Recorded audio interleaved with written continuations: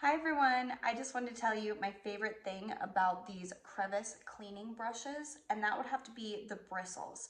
I have had other cleaning brushes where the bristles are just not really durable, not really strong, very sparse. They always just become a mess after the first use. These are nylon bristles, and if you can see, they're super dense. It almost looks just completely black because of how many bristles are actually on here. And they're super, super dense. So you're not gonna have to worry about them like breaking off or fraying or just going every direction. They actually stay really well in this little uniform line right here.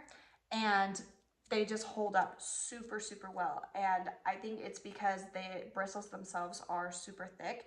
And then also there's so many of them. Like it's hard to see on camera, but you literally cannot tell individual bristle from individual bristle. It just looks like straight black because it's so thick. So I hope this was helpful. Thank you.